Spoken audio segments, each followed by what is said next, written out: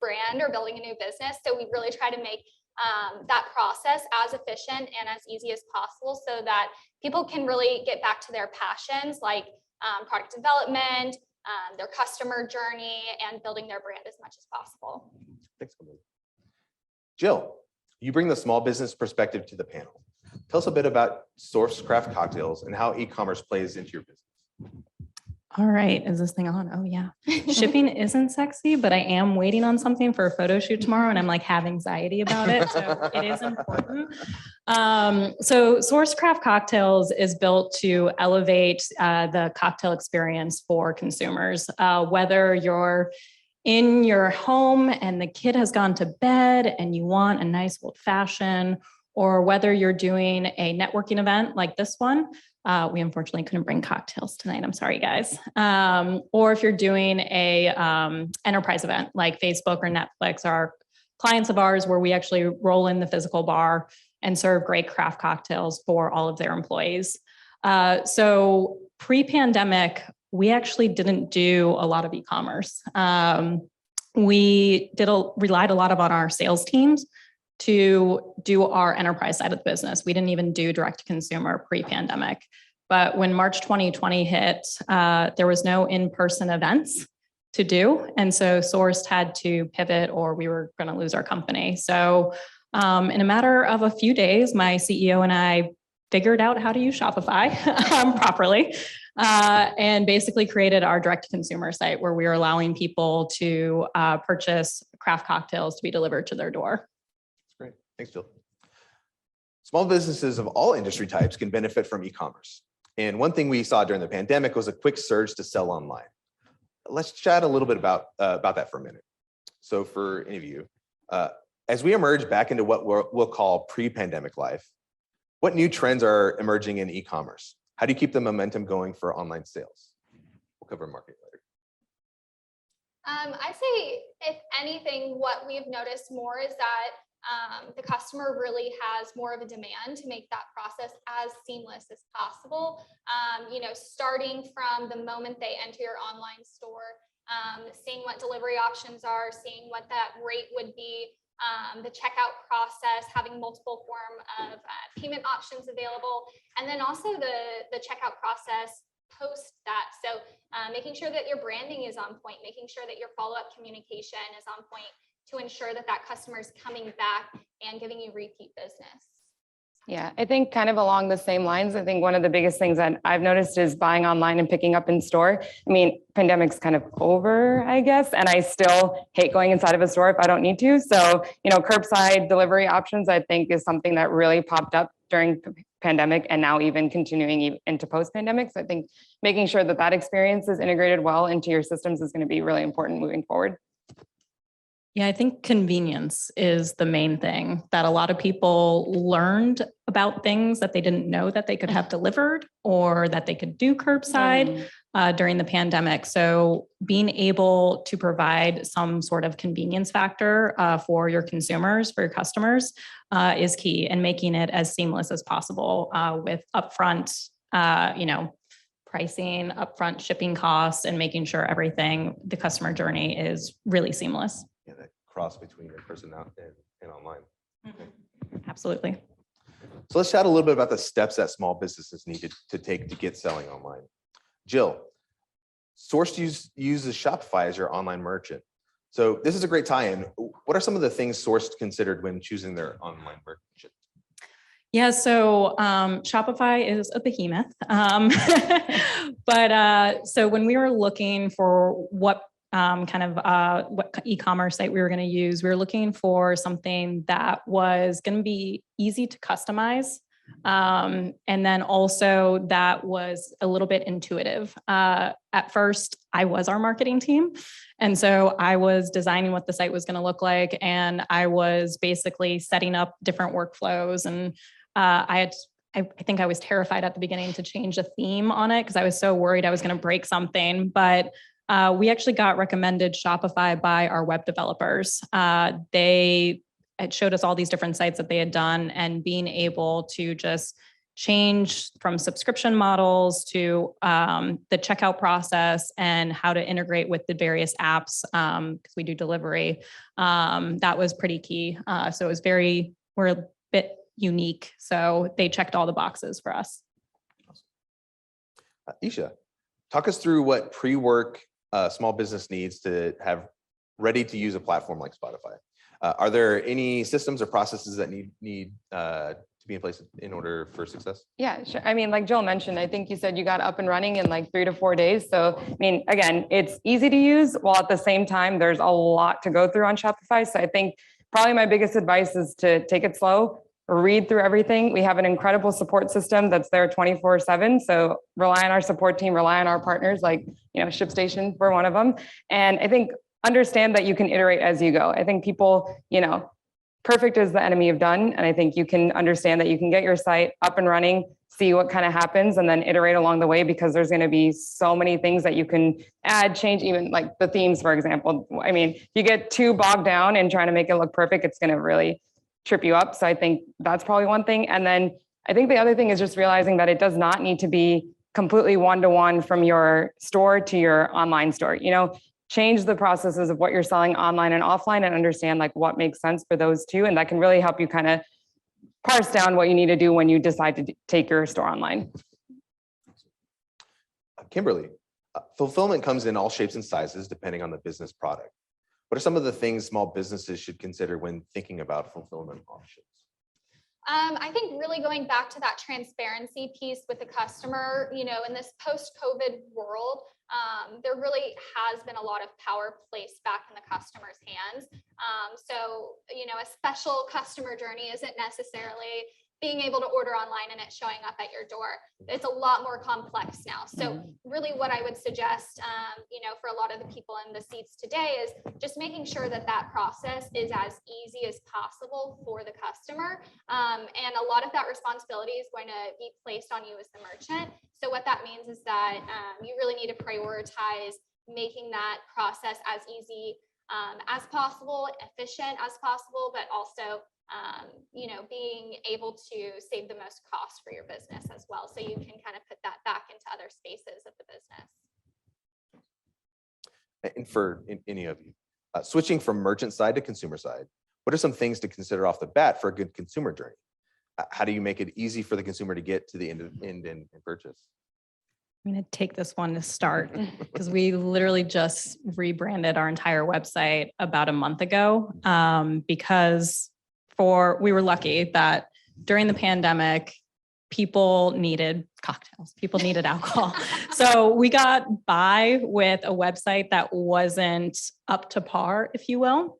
And so there was a lot of things we learned over the past couple of years with this website launch. And so now that people can go back out into their favorite cocktail bars, making sure that you're being clear with your value prop and what you offer at the very beginning.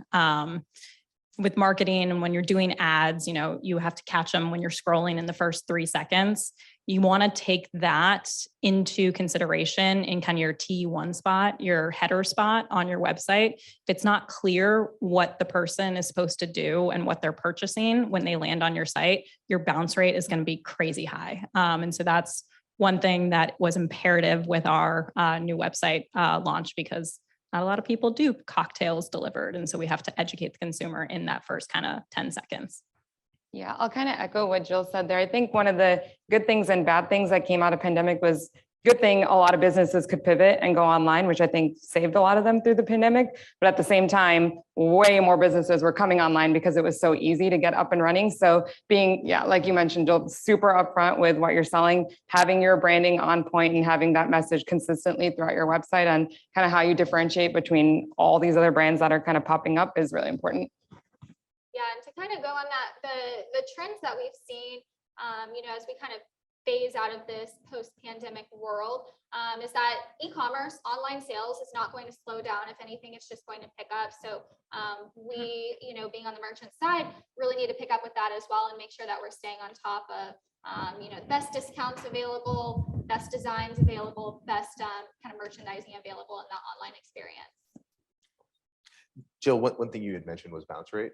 What were some of the things that you were gauging to understand that you had a good consumer journey? We were really looking at what the bounce rate was, as well as our new customer acquisition. We had actually a really good return customer rate in like the 32%. And it's because once you experience it, we like to say once you taste, you believe. But really acquiring those new consumers is tough. And you are fighting a lot of different players out there. And so really being clear with what your value prop is, what your pricing is, how it works at the very beginning, as much information with not being too overwhelming. It's a delicate balance, is super important. And so, yeah, we were basically looking at bounce rate, at new users coming to the site, as well as, lifetime value. Thank you. Is there anything else that y'all look at or recommend to measure? In terms of success? Just knowing that you now have a good customer journey. Abandoned cart rate is one that I would say that we're still working on. What is the best way to decrease that abandoned cart rate? But that's another one that you'll want to keep an eye on. What is it that is really getting them to that point, and then all of a sudden they leave? And usually that can be not being upfront about any shipping, pricing, or things of that nature. But that's another metric that you'll want to keep an eye on. Yeah, I think kind of along with the abandoned cart, I would suggest is making sure you have multiple payment options and making it easy to go through your cart. I mean, things like Apple Pay, Google Pay, Shop Pay, all that stuff makes it so much easier to buy, especially, I mean, most people are buying stuff on their phone now. I think I read it was close to 79% of people in the past 6 months bought all their stuff just on their phones, not even on a laptop. So making that mobile journey better for folks, I think makes a huge difference on, abandoned cart. Yeah, I would say actually that's a huge thing that people forget about is mobile, because you're designing everything in this beautiful desktop and it looks great, but majority of your customers, if you're doing Instagram or Facebook advertising, they're going to go directly from that ad on their phone to your website. So designing in mobile first is actually really important. One thing that we actually recently got rid of is we had a chat bot, and it took up so much valuable real estate on the phone, where that, most people are right-handed. And so that thumb spot in the right lower hand corner, that's where you want it to be purchase, or that, the next action. And that chat bot was really taking up a lot of space. So we nixed it. Yeah, I think the most economically efficient way to kind of approach this from a merchant standpoint is really to kind of look into your own shopping habits, evaluate what your own kind of trends are, how you buy things, what makes you click off of carts, and then also taking the advice of friends and families and see what they value as well. I think one thing that merchants do a lot when they're approaching a new business is they think of it just from the merchant perspective, when one of the most important and invaluable parts of creating that new business is approaching it from another point of view and the point of view of the customer. Thank you. So let's dig into things to keep in mind when thinking about e-commerce for small business. So pain points. Isha, what are some of the biggest challenges you see small businesses face when implementing a platform like Shopify? What should people be aware of as they go down the path? Yeah, I mean, I think just going back to what we've kind of mentioned, Shopify is just a behemoth and there's a lot in there. So while it can seem really easy to get started, there's like little things you can miss along the way. So I would say probably the biggest thing is making sure that all of your channels are integrated. I mean, you can sell across so many different places now. And if you don't have all those sales channels also on Shopify, you're going to lose track of, where your money is going and where your inventory is going. So I would say that is probably the biggest thing. And then the second thing is reporting. I mean, Jill already mentioned 5 different things that she tracks to make sure things are working correctly. But if you don't have your tracking set up on Shopify to make sure that you're getting all that data, then, stuff is just happening on your site that you don't know about. So I think probably those 2 things, making sure everything's integrated and then really, really focus on reporting. Thank you. Kimberly, same question. What's the biggest challenge for small business on the fulfillment side? Yeah, so when we have a new merchant come in, start a trial with our team, I will say nobody is passionate, super stoked about shipping, right?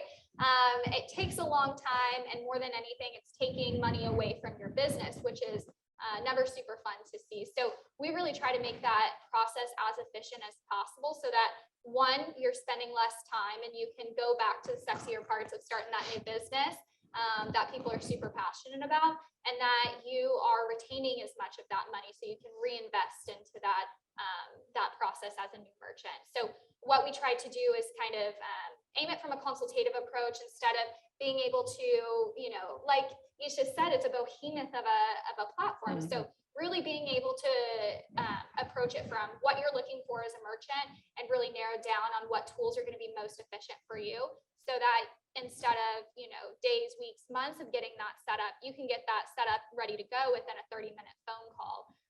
And then with enterprise level discounts. So as a small merchant, you know, you might be starting off with 10, 20, 50 shipments a month, which is great. But those discounts that you're getting if you're going to a carrier are not going to be fantastic. So we try to implement that and make that available for every merchant. Jill, has there been a place where Sourced has struggled as they adopted or improved their e-commerce processes that others can learn from? I know you mentioned a few earlier. Yeah, I have a list. We've learned a lot over the past couple of years.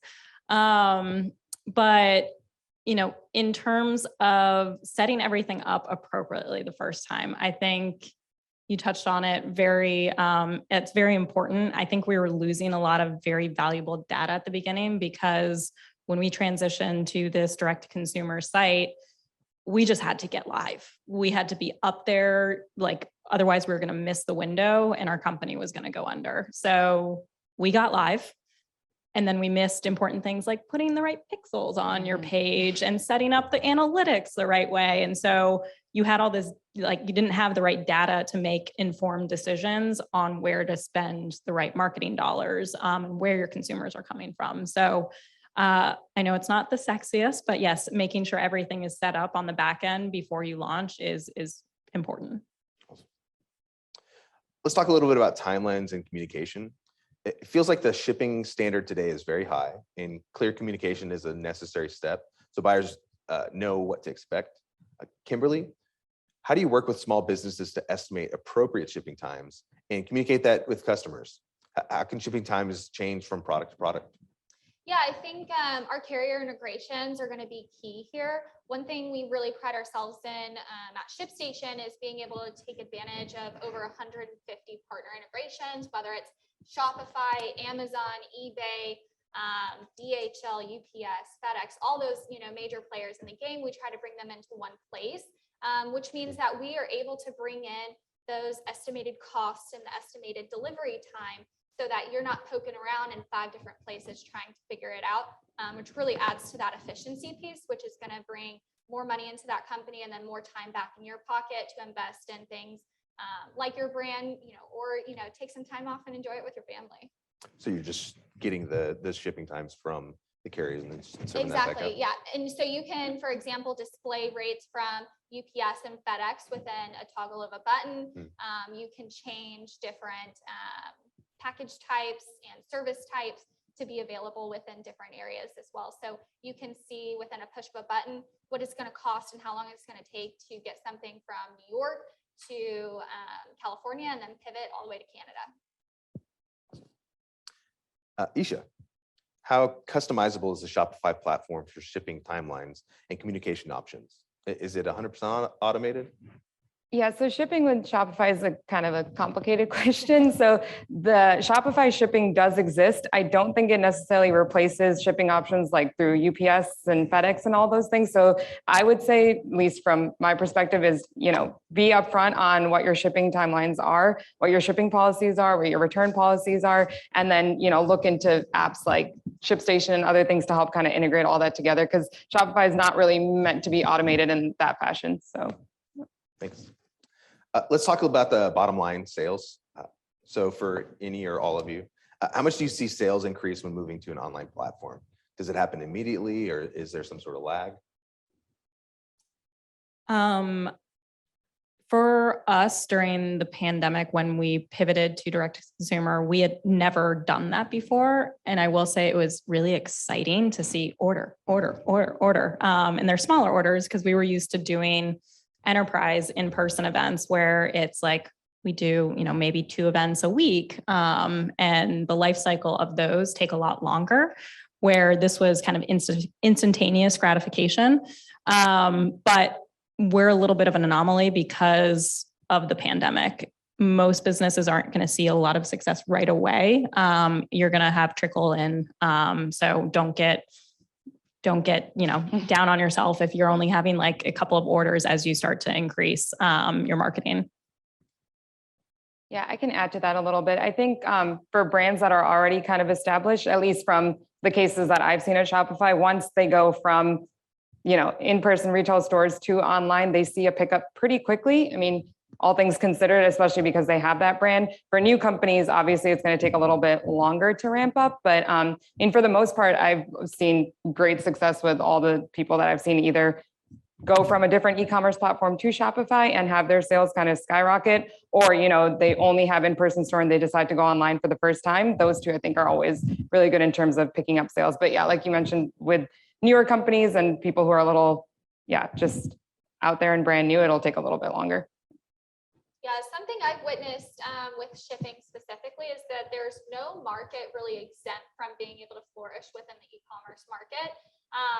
And a challenge, as you guys as a merchant, is to really approach this as a standpoint of what your customer is looking for and the product that you're selling. For example, if you're selling face masks, like you might choose a different design layout from Shopify versus maybe what a cocktail experience, would be putting up there. So I think really making sure that you're listening to your customer base and really what they are wanting and needing, and being appropriate towards that is key. Jill, you mentioned enterprise and switching from enterprise to direct to consumer.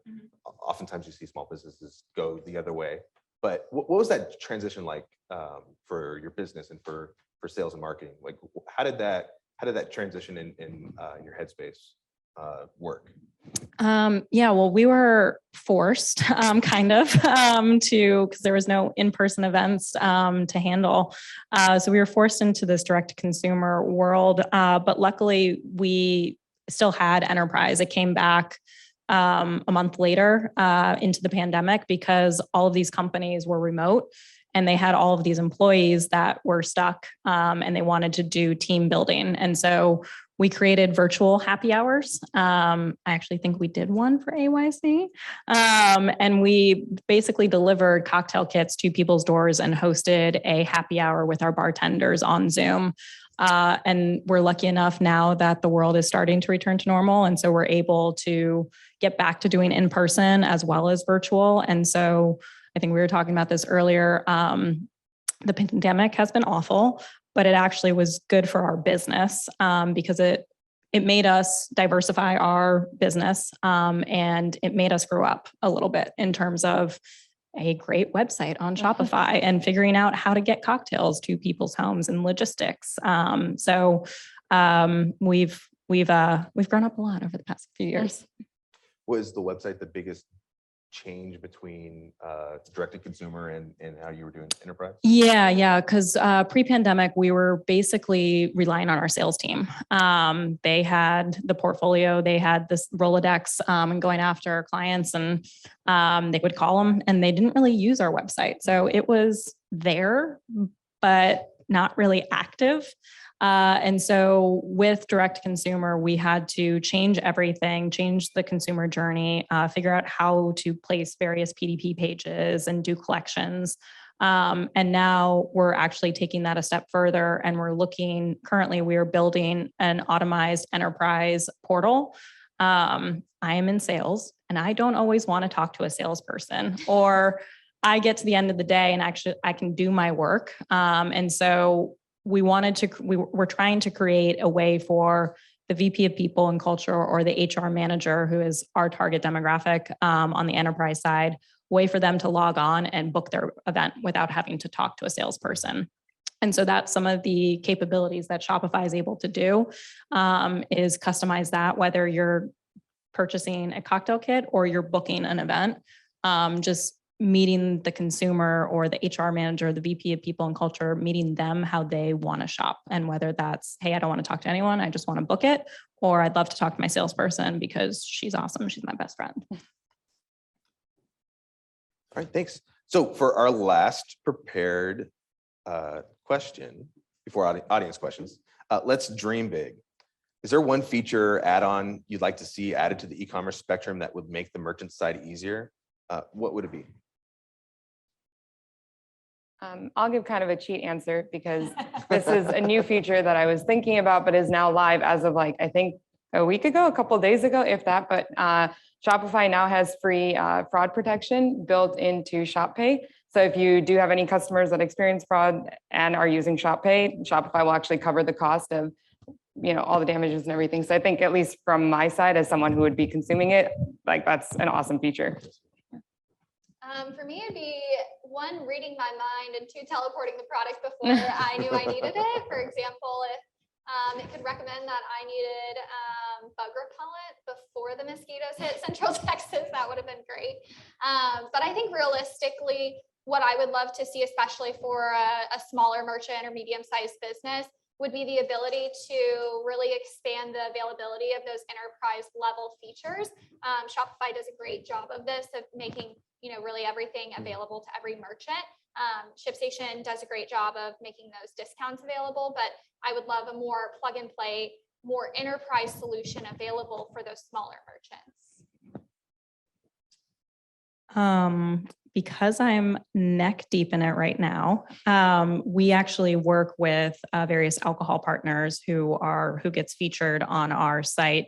And so we do reporting for them on a monthly basis, and it has to be in this very pretty, clean, sleek deck. And so if I could put that deck into Shopify and have all of the analytics just spit out for me, that would be my dream scenario. A pre-prepared report. Exactly, yeah. That's awesome. That would be great. Okay, great. So let's move into our audience questions. Are there some questions or any? So we have Alicia, who's got the mic. Hey, my name's Robert. This question's for Jill. Jill, I don't know if you've looked into subscription service for your alcohol company. Is that something you looked into as of right now? We're in, with this website relaunch that happened April 1, we're in sprint phases right now. So we have a couple of different sprints. I don't know where we're at right now, and my tech director would be upset with me, but one of the sprints that is on the way is to do a subscription service. And I keep directing him to wink.com, a wine subscription service, where I'm like, look, if they can set it and forget it, that is ideal, because no one's going to be upset when alcohol shows up. Yep. But you're going to put in your calendar, I've got to remember to cancel that. And you never do. And so it's reoccurring revenue that really helps your business. And again, no one's going to be mad when cocktails show up. So we're working on it is the answer. But do you have any tips for me? Well, no, one of my good friends and someone that I did marketing with started Dollar Cocktail Club. So I'm not trying to, I know, I'm not trying to compete against you, but when I heard you speaking about retaining customers and that being problematic and abandoned carts and all that, it made me think of a model that could be successful for you, and hence reoccurring payments and subscription would be, I think, a smash hit. So I think you're spot on. And for everyone in the room, if you can do a subscription service, I highly recommend it, because for all the reasons that I just mentioned, like I have a 19-month-old at home, and there's so many different subscription things that Love Every is one that I keep forgetting to cancel, and it shows up and I'm like, well, you've got more toys. It's fine. So it's very smart. And yeah. Cool. My favorite vinyl subscription has a cocktail of the month, where you have to like source your own ingredients and all that, because you just get vinyl because it's a vinyl company. But yeah, I mean, like have a cocktail of the month would be awesome. I would love that. Absolutely.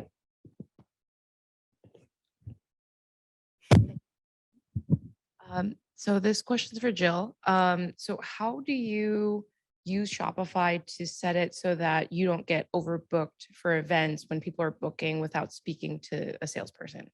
So that is not live yet. So we are still working on that. But I believe what our tech director with our web developer is doing is setting basically a certain amount of people that can be booked on a certain day. So whether it's 500 in Austin, 1,000 in New York, et cetera. But that is a great question. I don't know. From the sales side, I'm always just like sell, sell, sell. Like we'll figure it out. Operations, that's on you guys. But I don't actually know the answer to that. But it's a great question, and I'm sure we have an answer. Isha, do you have any feedback on that either from your end? No, not right now. Sorry.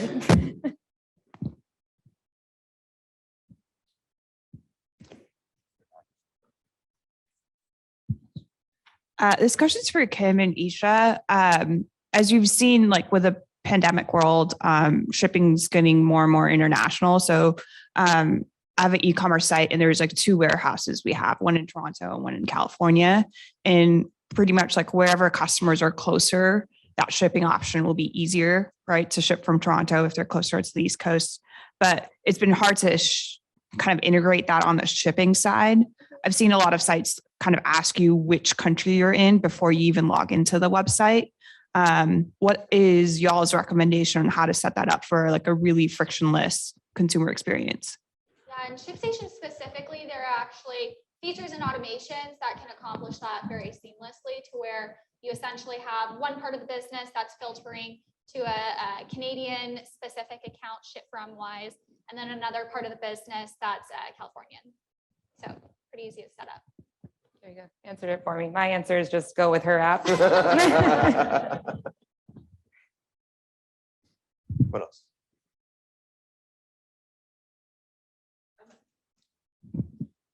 This isn't a good question. It's for Jill though. Who do you use to ship out your alcohol? So currently we actually do delivery. So we are based in 8 various markets around the country. And think of us kind of like Uber Eats, where we have kitchens in central locations. One's actually very close to here, where we have a zip code radius where our drivers pick up from the kitchen and go to the consumer's home. With that, we use On Fleet is the driver system where you get a text message when everything is on the way, and you can basically kind of like Uber Eats, follow the car as it's coming to you. And then we use Zapier as the other app to basically do zip code locations of when people are ordering. We are currently expanding. There's lots of things happening over at Sourced. We're currently expanding to do nationwide shipping through another partner. And that I don't know, because it's the carrier, it's the other person who's doing the shipping. There's lots of legalities as it relates to alcohol. You can't ship alcohol across state lines, in case anyone wanted to know that. And so they would be the one who actually handles the carrier. We're just sending the non-alcoholics to their warehouse. But that's on the horizon. But yeah, we're Uber Eats basically style. And that was a good question.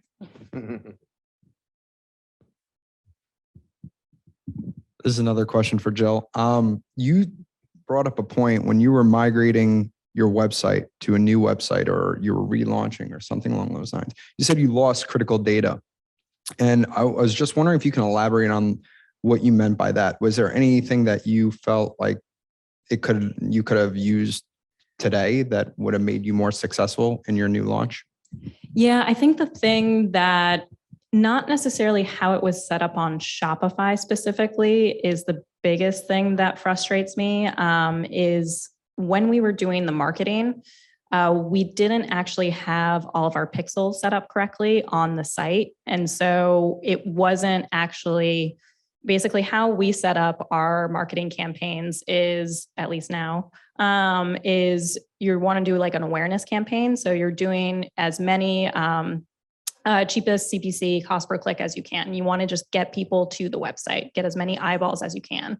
Then when they land on the website, you can retarget them if you pixeled it correctly with a different campaign. Those are much more expensive, but it's much more highly qualified individuals that you're targeting.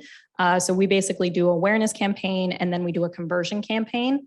And this is specifically in Facebook and Instagram, which is easy to get up and running on, and a good platform for us because you get to see pretty cocktail images. And so we didn't necessarily have all the right pixels set up when we started running this campaign because I was the only one on marketing and kind of figuring it all out because I'd never done direct to consumer before. And so our campaigns weren't optimized and we were wasting money there. So you focus mostly on pay-per-click?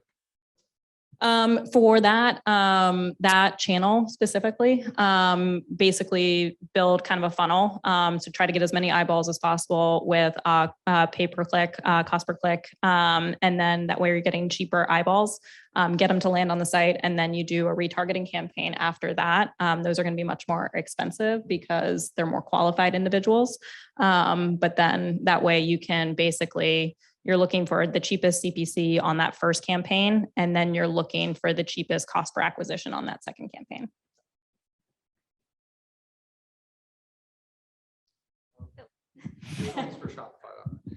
When, so if there's any, and Isha, right? That's how you pronounce it? Isha, yeah. Isha. If you migrate, or I should say, if you have a Shopify website and you do a complete redesign, are there some key layers of the website that you should be carrying over or you shouldn't touch from your existing website? So I don't have a good answer. I'm sure there is. I work on the marketing side. I don't really know. No, too not much from on like a that. coding perspective, more from like a, I don't know, maybe a marketing perspective or something like, we don't have to get into the cookies or the, Yeah.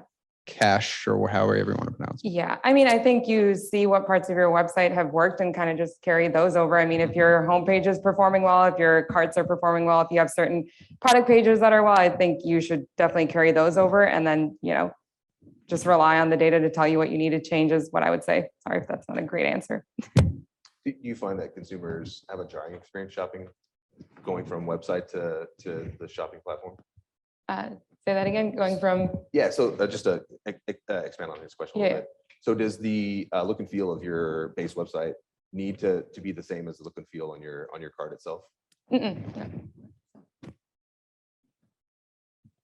I think most Shopify carts kind of all look the same, Yeah. if I'm not mistaken. Yeah, it's just for, ease of use and it makes it a lot faster and easier. So it's just kind of one thing that's just there and works really well. So, yeah. I will say the one thing that I've learned with merchants to kind of avoid in that process is making sure the URL isn't changing too much. I've had merchants come over and they're like, my abandoned cart rate was really massive until I changed the URL. There's something really dependable, like Shopify has like a my Shopify cart kind of URL. But if you're getting into the nitty gritty of custom web design, those URLs can change quite a bit. And for, lack of a better term, that makes the checkout experience seem a little sketchier to the customer. So you want to make sure that you're really valuing that security experience during checkout.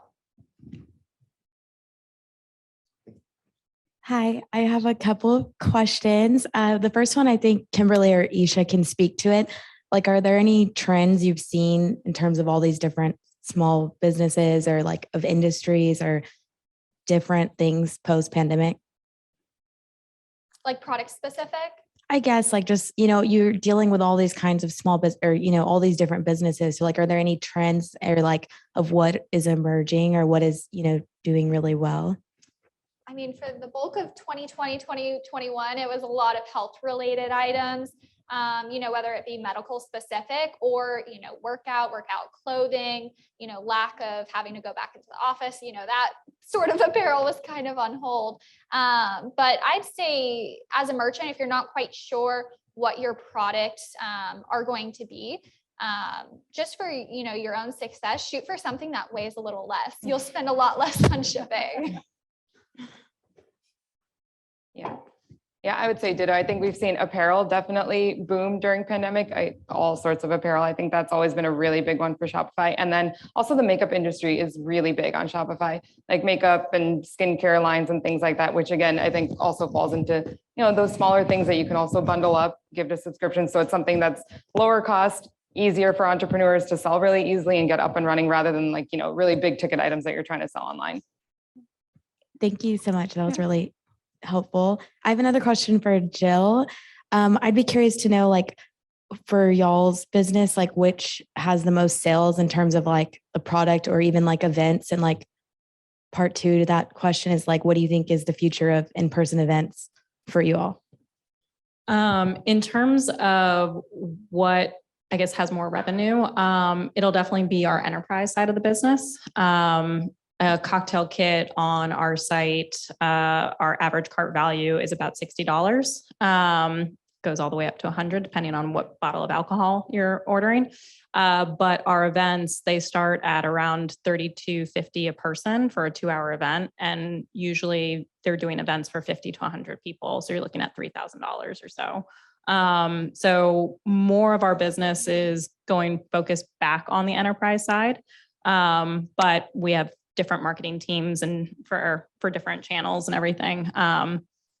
I'd love to, I don't want to say I'd love that to change. I would just love to say that they're tied because direct consumer is meeting what enterprise is. But I also can see that will change here soon with our ability to ship not across state lines, ship internationally throughout the nation with this new partnership that we're doing. And then your second question was, where do I see the future of in-person events going? Yes, just like I work in marketing, sales, and events, and I think it's like a risk. It feels like with in-person, but everybody wants in-person events, and that's where I'm kind of thinking. Like, I think there's going to be a huge increase in events, like especially in Austin. Yeah, we saw a huge influx of events in Austin, specifically in April, and quite frankly, in all of our markets, just because more people are starting to return back to the workplace. And I think what you're going to see is you're not going to require people, the VP of People and Culture, the HR manager, they're not going to require people to come into the office 5 days a week. They're going to lose candidates, they're going to lose employees that way, but bring them in twice a week and give them a reason to come in. It's about building culture. It's about getting to know your employees outside of slacking them, outside of email. And so that's where Source can come in, where you're giving them an activity, you're giving them a happy hour, you're giving them a memorable moment. Or for us, we do Shaken and Stirred, which is a chopped style cocktail competition. It's like a team building event. So things like that, I think, are going to be important to the workplace to give them something, a truly team building, an incentive to come into the office. Thank you. So this concludes our time for questions. Before we leave, please join me in welcoming Jackie Mayo with the City of Austin Economic Development Department's Small Business Program to share a few quick words. Eyes on. Good evening, everyone. I hope you guys found the information informative. I know I learned a lot. I need to stay off of Shopify and anything that has a cart where it says 10 items. So I really don't need to do that anymore. Thank you to AYC for hosting this event. I have to say that the City of Austin has a great partnership with AYC. I feel like we are together, our partnership. We are building the next generation, the next group of super entrepreneurs, super business owners. And I appreciate all the hard work that their staff does to put on these events quarterly, I want to say. Thank you to the panelists. Thank you, thank you. I'm just gonna say I'm staying off of Shopify. Most of all, I want you guys to remember that this is Austin Small Business Week. If you didn't already know that, did you know that? It's Austin Small Business Week. City of Austin, along with a whole host of our community partners, we're putting on over 30 virtual events, training for small business owners, entrepreneurs, cooperatives, nonprofits. And today was Tuesday was financing day. And so visit our website at www.smallbizaustin.org, click on classes, and you will see a list of all of our classes for the remainder of this week. Tomorrow evening, we're hosting a legal clinic with Law Referral Services of Austin, and there's still some slots open. So you get 15-minute free session with an attorney to talk about anything you need, contracts, rental agreements, setting up an LLC, anything like that. The attorneys are volunteers with lawyer referral of Central Texas. Also, Thursday and Friday, we have business coaching hours from 1 to 2 in the afternoon. There's plenty of slots open. Thursday is for creatives. Friday is for nonprofits and cooperatives. So if you're thinking about starting a cooperative, or, you can just slide in there if you have some small business questions. We don't mind. We take you all. We have someone to talk to you about it. Also, Friday afternoon, we're doing a small business industry reports class session on how to use them.